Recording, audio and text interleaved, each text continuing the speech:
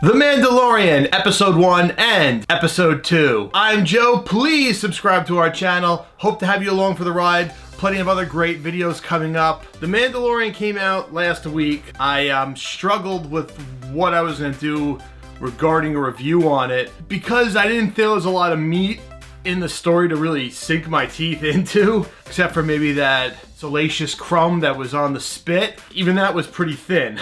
So I just had to really think over what I was going to say and how I was going to approach it. And I guess the overall feeling I have, if the show was animated, it would fit right in with Rebels and Resistance. That's not a bad thing.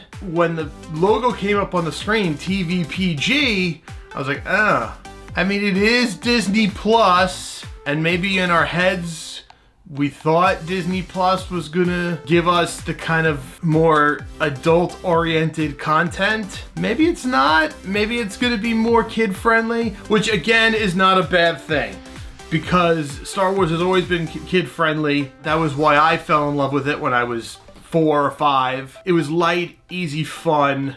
I'm not going to complain about the first episode being 40 minutes and the second one being like 33 or 32 or whatever it was. I can't complain about that because sometimes these streaming shows just go on for way too damn long. I've been doing reviews of the show C, which I enjoy, but the episodes are all teetering near an hour, which gives you a lot to sink your teeth into, but also could feel like, all right, let's get moving. So it's a give and take. But the fact that this show was so short, maybe that's why there's not a lot to sink your teeth into. There's a lot of Easter eggs, and it has a nice tone, and it's funny, and it doesn't feel like the world is coming to an end.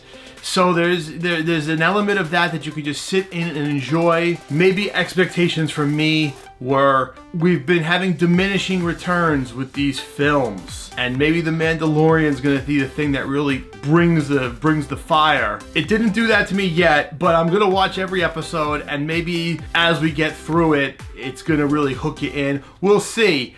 I'm not sure if that's gonna happen at 30 minutes. And it's very cartoonish, as I've said, and it's very kid-friendly. But maybe that's the heart of Star Wars all along.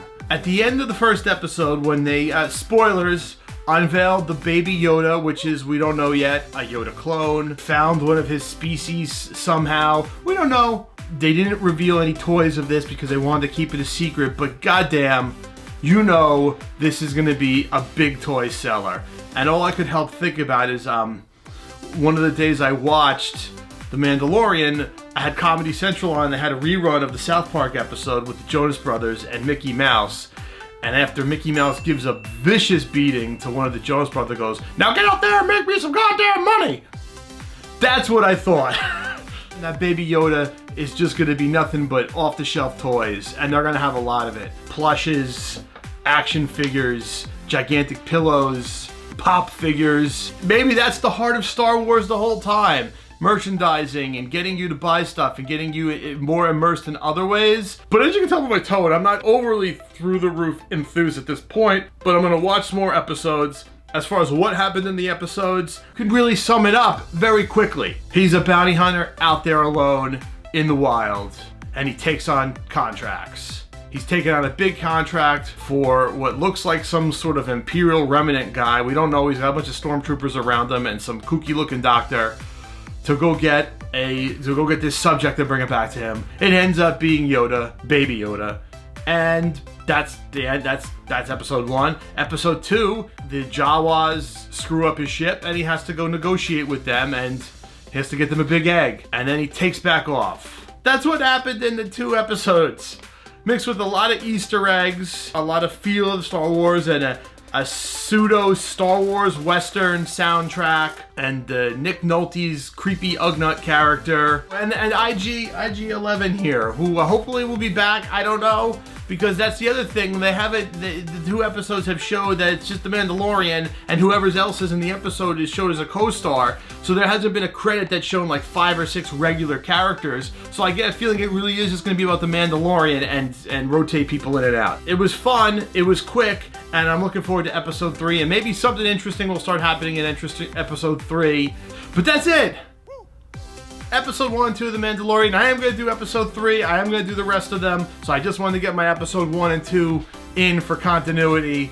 I hope you enjoyed this video. Please subscribe to our channel. I'm Joe. Until next time.